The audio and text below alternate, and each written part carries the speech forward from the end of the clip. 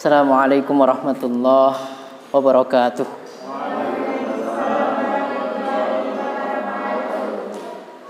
Innal hamdalillah nahmaduhu wa nasta'inuhu wa nastaghfiruh wa nastahdihi wa natubu ilaih. Asyhadu an la ilaha illallah wahdahu la syarikalah wa asyhadu anna Muhammadan abduhu wa rasuluh la nabiyya ba'dah. Allahumma salli wa sallim wa barik ala nabiyyina Muhammadin wa ala alihi wa ashabihi wa tabi'ina lahum bi ihsanin ila yaumiddin wa ba'du. Alhamdulillah, ikhwah fillah rahimakumullah. Malam hari ini kita dapat kembali bersua, kembali bertatap muka. Bukan mukanya ditatapke, masake, kembali bertemu dalam kondisi yang sehat walafiat insyaallah. Mari kita syukuri nikmat yang Allah berikan pada kita semua, termasuk bahwa malam hari ini kita diberikan kesempatan oleh Allah Subhanahu wa taala untuk melewati tahun baru. Di malam hari ini kita berjumpa dalam kajian dalam momen malam tahun baruan.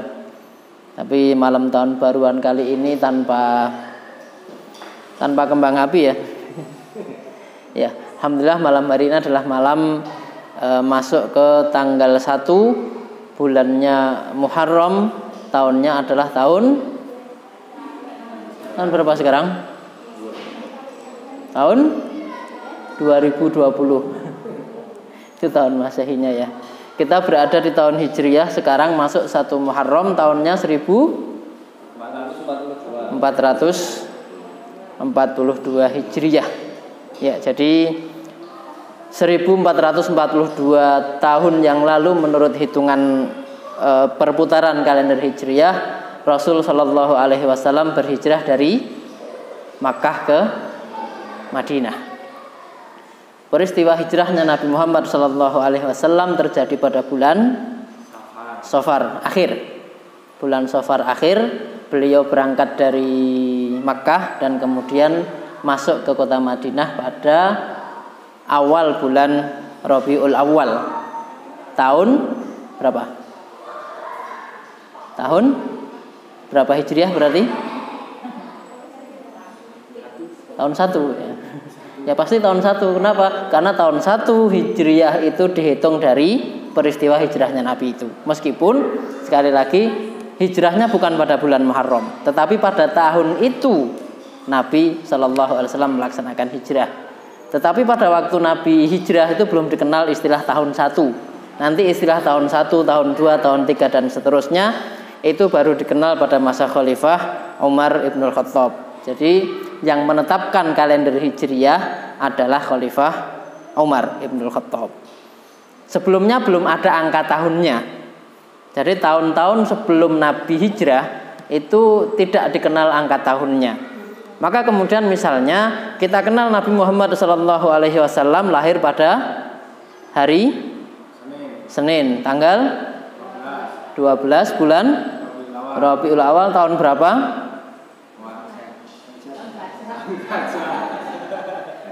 Tahun gajah. Kenapa disebut tahun gajah?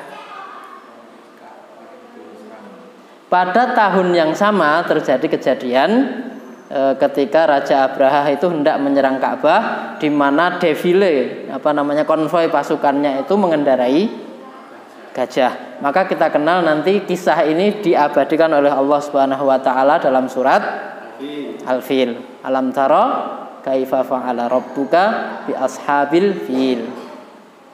Tidakkah kalian melihat wahai para penduduk Makkah apa yang sudah dikerjakan oleh Tuhanmu, oleh Rabb kalian kepada penduduk atau kepada penunggang gajah. Jadi ini sebelum kita masuk ke kajian tafsirnya, kita bercerita dulu karena momennya ini tepat malam tahun baru Hijriyah untuk bisa kemudian ini menjadi pengetahuan bagi kita semua. Ya. Pertama tadi bahwa angka tahun pada kalender Hijriyah namanya saja Hijriyah ya, maka kalender itu disandarkan pada peristiwa hijrah. Apa disandarkannya? Yaitu disandarkan basis perhitungannya pada peristiwa hijrah. Makanya disebut sebagai kalender Hijriyah. Sebagaimana juga kalender yang sekarang mendominasi sistem kehidupan dunia, sistem sosial kehidupan dunia, itu adalah kalender Masehi. Masehi kenapa? Karena menurut klaimnya dihitung berdasarkan kelahiran Al-Masih. Siapa itu Al-Masih? Nabi Isa. Al-Masih dalam kepercayaan kita adalah Nabiullah Isa ibnu Maryam. Nanti dalam kepercayaan orang-orang Nasrani itu adalah kelahiran Yesus. Jadi Isa itu bahasa sononya adalah Yesus. Sebagaimana Yusuf bahasa sananya adalah Yosef dan seterusnya. Nah, itu. Jadi disebut kalender Masehi karena basis tahun satunya adalah lahirnya Nabi Isa, seperti itu. Sekali lagi, penetapan tahun 1 itu pada masa Khalifah Umar ibn Khattab. Berikutnya tinggal dihitung 1, 2, 3 dan seterusnya. Di mana pada masa Khalifah Umar ibn Khattab itu juga itu ditetapkan bahwa kalau kalender satunya adalah peristiwa hijrah, maka bulan satunya ditetapkan juga adalah bulan Muharram. Maka jadilah kemudian bulan Muharram itu sebagai bulan 1 pada kalender Hijriyah. Nah, dari peristiwa ini menarik kemudian perlu kita cermati, sesungguhnya Rasul Shallallahu Alaihi Wasallam dengan demikian tidak pernah mengajarkan adanya doa akhir tahun dan doa awal tahun. Kenapa? Karena pada zaman Nabi Shallallahu Alaihi Wasallam angka tahunnya belum ada. Jadi kapan ditentukan awal tahun, kapan ditentukan akhir tahun belum ada. Kapan awal tahun, kapan akhir tahun itu baru ditetapkan pada masa Khalifah Umar ibnul Khattab. Yang ada adalah Nabi Muhammad Shallallahu Alaihi Wasallam mengajarkan doa awal bulan. Nah, tetapi kalaupun kita baca doa itu awal tahun pasti terjadi pada awal bulan. Ya maka silahkan kalau kemudian doa awal bulan itu dibaca sebagai doa awal tahun juga tidak ada masalah. Karena memang ada riwayat Nabi Shallallahu Alaihi Wasallam mengajarkan doa awal bulan. Jadi kalau kita baca itu sebagai doa awal tahun juga tidak ada masalah. Kenapa? Karena awal tahun pasti terjadi pada awal bulan. Seperti itu, nggih. Ini sebagai wawasan kita pada malam hari ini. Baik, tapi kita tidak mengkaji itu lebih jauh. Pada malam hari ini kita akan mengkaji tafsir surat Al-Kafirun. Barangkali ada yang sudah dikirimi link yang bisa dibaca gitu ya. Saya carikan sumber online saja karena alhamdulillah kita hidup di masa ketika bentar, ada iklan. Ini iklan apa aja ini? Ini iklan Le Minerale teh pucuk harum. Ya, acara kita malam hari disponsori oleh ya. Waduh, iki direkam iki kok dikira endorsement iki tarifnya piro iki. Baik. Ikhwah rahimakumullah, jamaah sekalian dirahmati Allah Subhanahu wa taala. Malam hari ini kita akan mendiskusikan surat Al-Kafirun. Surat Al-Kafirun itu adalah surat yang cukup istimewa karena ini juga termasuk di antara surat-surat favorit di kalangan umat Islam. Di antaranya ini adalah surat favorit di bulan Ramadan karena kalau imam sudah mulai membaca surat ini berarti rangkaiannya sudah akan selesai. Ya, kecuali kalau koleksi imamnya agak terbatas gitu, mungkin dari awal sampai akhir kulya dan kulhu. Tapi ya biasanya kalau kalau sudah dibacakan Al-Kafirun itu biasanya di antara sunnah yang diajarkan oleh Nabi Sallallahu Alaihi Wasallam untuk witir yang menggunakan formasi 3 rakaat langsung. Di antara sunnahnya adalah rakaat pertama membaca Al-A'la, rakaat kedua Al-Kafirun, dan rakaat ketiga adalah surat Qul Huwallahu Ahad.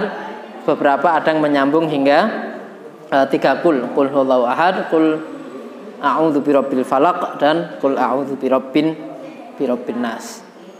Baik, saya bacakan bahwa dalam riwayat kitab Sahih Muslim dari Jabir bahwa Rasulullah Shallallahu Alaihi Wasallam membaca surat ini dan surat Al-Ikhlas dalam 2 rakaat sholat tawaf.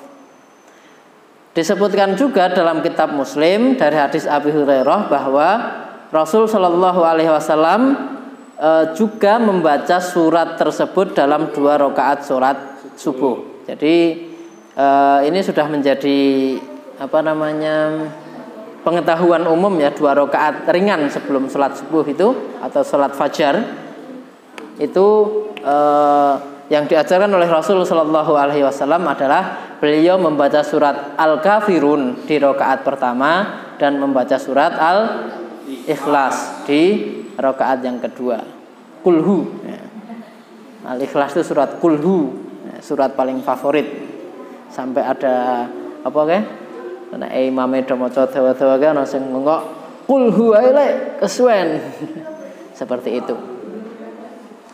Baik. Ya, begitu diriwayatkan tentang surat ini, tentang surat Al-Kafirun. Kemudian ada riwayat juga dari Imam Ahmad dari Al-Harits bin Jabalah. Ia berkata, Al-Harits bin Jabalah berkata, "Wahai Rasulullah, ajarkan kepadaku suatu surat yang bisa aku baca saat akan tidur." Nah, jadi di antara sunnah yang diajarkan sebelum tidur adalah ternyata membaca surat Al-Kafirun. Maka Rasulullah SAW menyabdakan, jika engkau akan tidur pada malam hari, maka bacalah Qul ya ayyuhal kafirun, karena sesungguhnya ia akan melepaskanmu, atau sesungguhnya membaca surat Al-Kafirun akan melepaskan diri dari kesyirikan. Maksudnya apa? Maksudnya membaca bukan sekedar membaca, tetapi membaca dengan kemudian meresapi maknanya. Jadi di antara sunnah sebelum tidur, ya, tapi mudah-mudahan kita diberikan diingatkan terus oleh Allah Subhanahu Wa Taala, diberikan kekuatan untuk membaca. Yang jelas sunnahnya sebelum tidur adalah membaca 3 kul huwallahu ahad, kul a'udzu birabbil falaq, dan kul a'udzu birabbin nas sebagai permohonan perlindungan kepada Allah Subhanahu Wa Taala. Karena kalau kita tidur itu kita bisa dikatakan sudah tidak lagi punya kuasa atas diri kita, ya kan? Maka kita membaca 3 doa kul itu sebagai perlindungan, dan sunnah yang lain yang diriwayatkan oleh Imam Ahmad di sini dibaca juga surat Al-Kafirun. Surat Al-Kafirun itu dibaca dengan kemudian meresapi maknanya, sehingga disebutkan dengan meresapi makna itu insya Allah itu akan mengantarkan kita, menjauhkan kita dari kesyirikan. Karena itulah isi kandungan dari surat Al-Kafirun. Terjemahannya kita bacakan, Qul ya ayyuhal kafirun, katakanlah. Qul. Nah, ini perhatikan bacanya pakai qaf ya. Qul. Ya, jangan dibaca kul. Nah, ini maknanya berbeda antara kaf dan qaf. Apa bedanya? Kalau dibaca dengan qaf artinya qul itu adalah bacalah. Tetapi kalau dibaca dengan kaf, dibaca kul artinya makanlah. Nah, jadi ini artinya sangat berbeda. Ini kenapa kemudian kita harus betul-betul, kalau ilmu tajwid itu pengertiannya adalah membaca Al-Quran sesuai dengan hurufnya, diberikan haknya masing-masing. Coba perhatikan kalau kita membaca surat Al-Ikhlas misalnya, kalau kita salah huruf. Kalau kita baca Qul huwallahu ahad, maka artinya adalah katakanlah dia adalah Allah yang Maha Esa. Ini kalau kita baca dengan kul, apa artinya? Makanlah dia. Makanlah ia Allah yang Maha Esa. Ini perhatikan ya, jadi ini meskipun apalagi kita itu bukan orang Arab ya, ilat Jawa gitu ya, kadang-kadang memang rodo ya, karena memang bukan lidah aslinya, tetapi kita upayakan kita upayakan membaca Al-Quran itu hurufnya sesuai dengan ketentuannya. Kalau di situ tulis qaf, ya dibaca qul. Qul ya ayyuhal kafirun. Katakanlah. Ini yang suruh berkata siapa?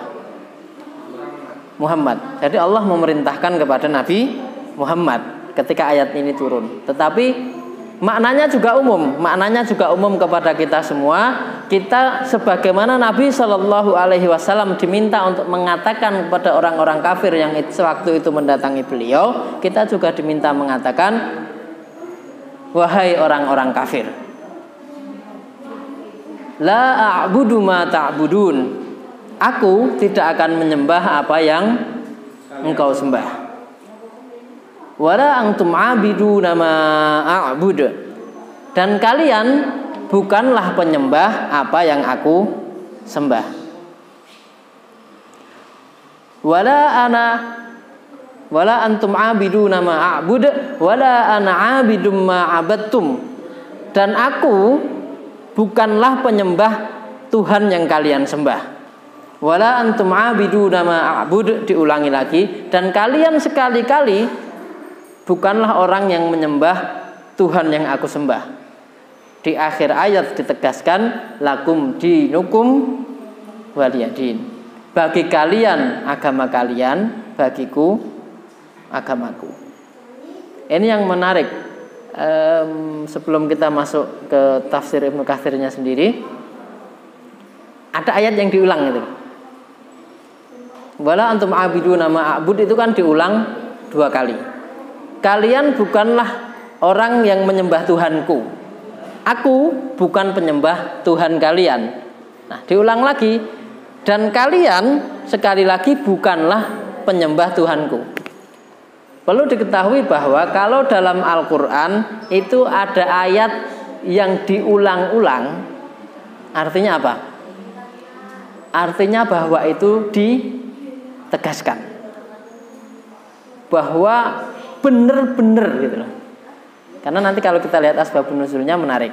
Benar-benar kalian itu tidak akan pernah mau menyembah Tuhan yang aku sembah. Tetapi ini biasanya kalau waktu kita dulu pertama kali menghafal itu ya, pengulangan ini dalam tanda kutip nyusahke gitu.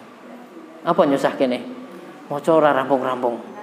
Wala antum wala ana wala antum wala ana wala antum wala ana. Kurang siji ki opo? Masih ingat ketika dulu kita menghafal awal-awal gitu ya? Ora rampung-rampung. Ternyata kurang 1, lakum dinukum waliyadin gitu. Yaitu ketika dulu banget kita menghafal awal itu ya. Belum bisa membayangkan kalau yang dihafalkan adalah Ar-Rahman waktu itu ya. Abi ayyi ala'i rabbikuma tukadziban. Kesedina ora rampung fa bi ayyi ala'i rabbikuma tukadziban terus gitu ya. Dan ada satu riwayat yang menyebutkan ayat tentang pelarangan khamr. Jadi khamr itu apa? Minuman keras. Bukan minuman keras ya, minuman keras ya es batu. Minuman yang memabukkan. Minuman yang memabukkan itu atau juga termasuk makanan, itu riwayatnya dulu itu tidak langsung diharamkan.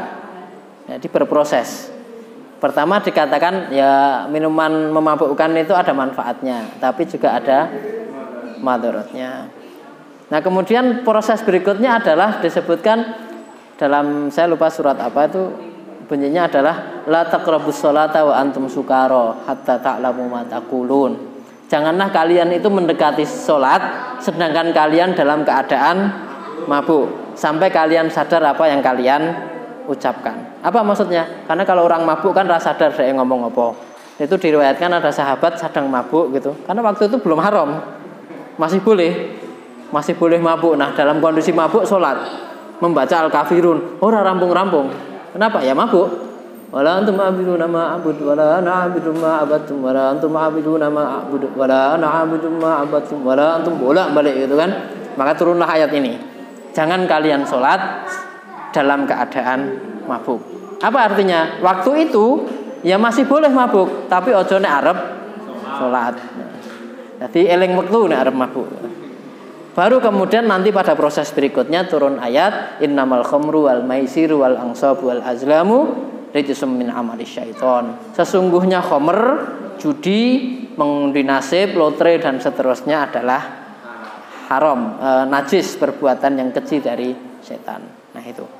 Sekali lagi, membaca surat Al-Kafirun itu sesungguhnya di antara hikmahnya adalah melatih kita untuk fokus, untuk konsentrasi. Termasuk di antaranya sebenarnya ini melatih kita untuk khusyuk dalam sholat. Jadi salah satu tips kalau pengen sholatnya khusyuk adalah bacalah surat yang ada ayatnya berulang-ulang. Misalnya coba baca Ar-Rahman. Atau kalau belum sampai Ar-Rahman misalnya yang ada berulang, ya ada berulang 2 kali itu kalau di juz amma ada Al-Mutaffifin ya, yang ada wailu yauma idzil lil mukadzibin misalnya. Benar Al-Mutaffifin ya? Ya, kalau nggak salah Al-Mutaffifin, nanti silahkan dicek lagi. Atau sesuatu yang ada berulangnya, itu melatih konsentrasi. Karena sholat kalau tidak konsentrasi, misalnya saja bisa membaca mulai wattini wazzaitun berakhir dengan watawasau bil haqqi watawasau bis sabr. Kalau tidak konsentrasi. Bersyukurlah kita semua orang Islam itu diberi syariat untuk mengerjakan sholat. Insya Allah melatih otak kita untuk terus berkonsentrasi. Terutama para pelajar yang masih belajar itu kan butuh fokus, konsentrasi dan seterusnya. Baik, kita masuk ke Al-Kafirunnya ini.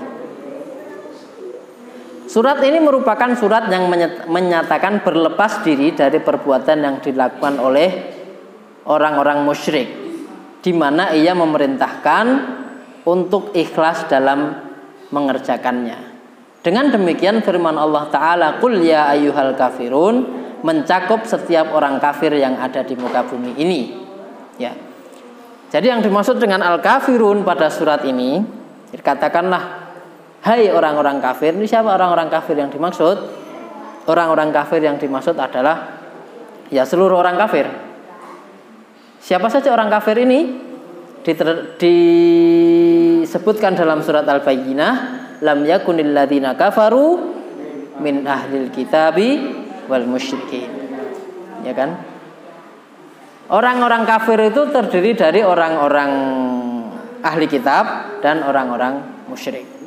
Meskipun pada saat turunnya ayat ini ayat ini bercerita tentang orang-orang musyrik. Bukan ahli kitab, tapi orang musyrik. Ya, orang ahli kitab itu artinya orang yang sebelumnya turun kepada mereka ajaran Taurat, turun kepada mereka ajaran Injil. Nanti penyimpangannya menjadi Yahudi dan Nasrani, itu ahli kitab. Kalau orang musyrik itu orang yang belum pernah mendapatkan atau kepada mereka tidak turun kitab Allah yang sebelum Al-Qur'an maksudnya. Ya kan? Kenapa? Karena kitab Allah sebelum Al-Qur'an semuanya turun kepada Bani Israel. Taurat, Injil, Zabur itu semuanya turun kepada Bani Israel. Nah, adapun orang-orang musyrik di Makkah itu mereka tidak turun kepada mereka kitab. Ajaran mereka aslinya adalah sebelum penyimpangan yang dilakukan oleh orang-orang musyrik di Makkah, ajarannya adalah ajaran Nabi Ibrahim. Ya kan? Disebut sebagai millata Ibrahima Hanifa. Ajaran Ibrahim yang lurus. Apa itu ajaran Ibrahim yang lurus? Ajaran Ibrahim yang lurus adalah inni wajjahtu wajhiya lilladzi fataras samawati wal arda hanifa. Ya kan? Aku hadapkan wajahku, inni wajjahtu wajhiya lilladzi fataras samawati wal ard. Hanya kepada zat yang menciptakan langit dan bumi. Ya kan? Tetapi dalam perkembangan berikutnya orang-orang Quraisy dalam konteks ketika ayat ini turun, ini menyimpang ajarannya. Mereka tetap mengatakan Rabb mereka adalah Allah, tetapi siapa yang mereka sembah? Yang mereka sembah adalah berhala. Berhala, patung-patung. Patung siapa? Yang paling besar adalah patung Lata dan Uzza. Dan kemudian nanti yang ketiga yang top 3-nya itu nanti ada Manna, Lata, Uzza dan Manna. Siapa Lata, Uzza dan Manna? Mereka sebelumnya adalah orang-orang soleh di suku ini, di orang Arab, di keturunan kan orang Arab nenek moyang mereka adalah Ibrahim ya. Nanti ingat kembali kisah ketika Nabi Ibrahim meninggalkan istri dan putranya di Makkah. Waktu itu belum ada penghuninya kan. Nanti ada kisah tentang Zam-Zam dan seterusnya kan, nanti keturunannya dari situ. Nah, orang-orang musyrik ini sebelumnya mereka ya beriman kepada Allah dan melaksanakan ibadah sesuai yang diajarkan oleh Ibrahim tadi, millata Ibrahim Hanifah. Kemudian di antara mereka itu ada guru-guru. Ada guru yang kemudian dermawan dan seterusnya, orang-orang soleh, namanya Lata, Manna dan Lata, Uzza dan Manna. Awalnya mereka membuat ya cara kayak saiki monumen gitu. Untuk mengenang Lata, Uzza dan Manna ini mereka membuat patungnya. Satu generasi mengatakan, wah ini adalah orang baik di antara kita, mari kita contoh. Generasi berikutnya perlakuannya sudah berubah. Nek lewat ngono mungkin nek kaya cara ning adate awake dhewe iki, mbah putune lewat ngono ya. Adatnya gitu loh. Tetapi lama-kelamaan patung ini tidak hanya dihormati tetapi disembah. Inilah yang disebut sebagai syirik. Apa itu syirik? Menyekutukan Allah. Harusnya yang disembah adalah Allah, ini yang disembah adalah patung. Nah, ketika kemudian Nabi Muhammad sallallahu alaihi wasallam diutus menjadi rasul, menjadi nabi, apa misi Nabi sallallahu alaihi wasallam? Misi Nabi adalah menghancurkan perbuatan syirik ini. Ya kan? Misinya Nabi adalah menghancurkan perbuatan syirik. Kenapa? Karena orang-orang Arab, orang-orang Quraisy waktu itu kalau ditanya sing nyiptakne kowe sapa? Allah. Kowe oleh mangan sing menehi sapa? Allah. Kowe iso urip kuwi sing nguripke sapa? Allah. Kowe engko bakal mati sing gawe mati sapa? Allah. Itu kalau ditanya seperti itu. Tetapi lah, kenapa yang disembah bukan Allah? Kenapa ibadahnya kepada patung? Nah, ini kan yang kemudian Nabi diutus untuk mengoreksi ini. Untuk kemudian mengembalikan bahwa ya yang benar adalah mengimani penciptanya, pemberi rizkinya, yang menghidupkan, yang mematikan ada Allah, dan ibadahnya hanya kepada Allah, bukan kepada patung-patung itu. Tetapi Rasul Shallallahu Alaihi Wasallam itu mendapatkan tantangan dari orang-orang kafir Quraisy, yang dalam hal ini orang-orang musyrik tadi. Nah, kemudian heboh kan? Heboh lah di Makkah itu. Karena Nabi ini dianggap membawa ajaran baru. Padahal bukan ajaran baru. Nabi itu meluruskan kembali yang dulunya sebenarnya pada zaman Nabi Ibrahim itu tidak begini. Tetapi Nabi yang ingin meluruskan kembali ini dianggap membawa ajaran baru. Iki cah lagi wingi sore awake dhewe iki wis ngene iki wis nyembah ngene iki wis suwe sejak zaman mbah-mbah mbiyen ngene iki malah ana bocah cilik arep ngrubah tatanan. Ya, kan seperti itu. Jadi heboh gitu loh. Maka kemudian untuk meredakan kehebohan itu, orang-orang musyrik pada waktu itu kemudian memberikan tawaran. Nah, kisahnya asbabun nuzulnya surat ini. Apa? Memberikan tawaran. Apa tawarannya? Ya wis lah Muhammad, timbang awake dhewe iki gelut, ya kan? Jan-jane sebelum Nabi diangkat menjadi rasul ya. Jan-jane iki awake dhewe kabeh iki ngerti nek awakmu iki Muhammad iki wong jujur, wong nyenengke gitu loh. Mung kok sejak awakmu ki ngaku-ngaku diangkat dadi nabi kok kabeh ki dadi sarwa ora nyenengke ngono. Ya kan? Kita kenal Nabi Muhammad itu diberi julukan Al-Amin sebelum Nabi diangkat menjadi Rasul gitu. Artinya orang yang dipercaya. Jadi aslinya sebelum menjadi Nabi itu Nabi Muhammad itu pribadi yang nyenengke bagi orang-orang kafir itu, bagi orang, bahkan bagi semua orang-orang Makkah itu nyenengke. Tetapi begitu Nabi mengatakan ajarane dhewe kudu dibeneri, heboh. Maka untuk meredakan kehebohan itu datanglah mereka kepada Muhammad menawarkan perdamaian. Wes saiki awake dhewe damai wae lah. Awakmu Muhammad wis rasa bengak-bengok mendino ngajari awake dhewe nek carane awake dhewe ngibadah saiki iki kleru. Wis saiki damai wae, apa saiki ibadahe saiki digilir wae. Jadi misalnya setahun apa piye? Setahun awake dhewe iki ngibadah manut caramu ngibadah. Ya orang-orang Quraisy itu ngajak tawaran pada Nabi. Mengko nek wis setahun lewat, setahun berikutnya engko ngibadah nganggo ya apa? Tadi setahun dengan caranya Nabi Muhammad, setahun nganggo carane dhewe sing wis mlaku saiki. Atau gimana lah pokoknya diatur carane iki genten-gentenan ngono. Ya.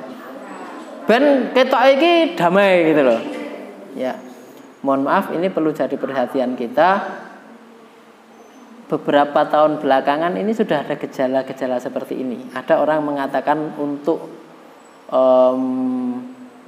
mengangkat isu kerukunan toleransi antar agama itu sudah ada beberapa kelompok yang wis ayo awake dhewe iki antar agama iki ben rukun. Ayo saiki engko sesuk wancine hari raya ne wong Hindu ya awake dhewe kabeh nang ngibadah bareng-bareng nang endi wong Hindu ki. Nang pura. Engko wancine ibadahe wong Buddha ya awake dhewe bareng-bareng ibadah nang wihara. Engko wancine ibadahe wong Kristen Katolik ya awake dhewe bareng-bareng ibadah nang gereja. Ya engko kapan sekali-kali ya wong agama lain itu ya melu ibadah nang masjid nganggo ibadah agama Islam itu. Ini sudah sempat beberapa tahun ini sempat ada ajakan seperti ini dengan mengatakan ini sebagai wujud toleransi kerukunan. Saya ingin menggarisbawahi kerukunan antar umat beragama itu harus, tetapi bukan begitu caranya. Kenapa? Cara merukunkan antar agama ini yang dulu pernah ditawarkan oleh orang-orang kafir Quraisy kepada Nabi yang notabene orang musyrik tadi. Isunya apa? Toleransi. Wis ben awake dhewe iki ora kereng-kerengan bendina wis ibadah saiki awake dhewe digilir wae. Saiki nganggo caramu, sesuk nganggo caraku, sesuk meneh pian itu. Nah, maka turunlah surat ini Al-Kafirun. Ketika datang tawaran itu kepadamu wahai Muhammad, katakanlah kepada mereka itu, kan? Qul tadi ya. Katakanlah wahai orang-orang kafir. Nah, ayat berikutnya intinya itu la a'budu ma ta'budun. Ya kan? Aku tidak akan menyembah Tuhan yang kalian sembah dan seterusnya. Dan kemudian itu ditegaskan dalam ayat terakhirnya. Apa ayat terakhirnya penegasannya? Lakum dinukum waliyadin. Bagimu agamamu, bagiku agamaku. Ya silahkan kalian itu kalau mau beribadah dengan tata cara kalian. Kalau kalian itu tidak mau masuk agamaku ya silahkan. Dan kami akan beribadah menurut keyakinan kami beribadah. Nah ini inti dari Al-Kafirun, ya kan? Jadi ini kalau dalam hal hubungannya dengan tadi toleransi antar agama, kita harus tetap meyakini bahwa Allah Subhanahu wa taala dan Rasul-Nya mengajarkan kita semua itu untuk toleran. Dan itu dicontohkan sendiri oleh Nabi Muhammad sallallahu alaihi wasallam, di mana Nabi itu tetap rukun dengan orang yang berlainan agama. Bahkan ada kisah ketika Rasul itu setiap hari itu menolong pengemis yang notabene adalah beragama Yahudi. Artinya ya itu dalam hal urusan yang bukan akidah ya kita rukun. Tetangga kita nuwun sewu di sini ada yang bukan Islam, ya kita tetap rukun gitu loh. Nek ada tetangga kita yang non muslim istilahnya duwe gawe, ya tetap diewangi. Kenapa? Ini urusan dunia. Tetapi kalau tanggane dhewe iku mengadakan acara yang berkaitan dengan agamanya, ya ora melu, rasah melu. Nuwun sewu misalnya ini sebagai contoh nggih, dalam hal kita berhubungan dengan tetangga kita yang Nasrani misalnya. Tetangga kita melaksanakan misalnya kebaktian di rumahnya. Boleh nggak kita menolong? Boleh nggak kita membantu? Ya boleh, bantu ngusung ke kursi, bantu natak ke parkir, itu boleh gitu loh. Ya kan? Tetapi tidak boleh ikut ibadahnya gitu loh. Tetangga kita nuwun sewu, yang kebetulan karena di daerah kita itu kebanyakan yang muslim, selain muslim biasanya Nasrani ya. Tetangga kita meninggal misalnya, apakah kita membantu? Ya membantu, tetapi tidak ikut pada ritual doanya, ya nggak ikut gitu. Tapi membantu segala hal yang berkaitan dengan urusannya, yaitu ajaran Islam mengajarkan untuk membantu. Tetapi dalam hal urusan yang terkait dengan akidah, tegas, la a'budu ma ta'budun. Aku tidak beribadah, aku tidak menyembah Tuhan yang kamu sembah, dan kamu pun juga tidak akan pernah menyembah Tuhan yang aku sembah. Maksudnya apa? Kalau ada orang-orang non-muslim yang menawarkan kita untuk ibadah bersama dalam isu toleransi kerukunan, yakinlah bahwa sesungguhnya mereka hanya ya atine kira bakal gitu. Hati mereka itu bakal, kecuali dapat hidayah lah ya. Kecuali dapat hidayah untuk masuk Islam, nggak bakal hati mereka itu, meskipun katakanlah mereka itu hadir melu sholat gitu ya. Yo atine iki ra tekan gitu loh. Ya kan, atine ra tekan itu tipuan, jangan sampai kemudian kita tertipu. Nah, ini isi dari surat Al-Kafirun. Nah, selebihnya bisa dibaca kurang lebih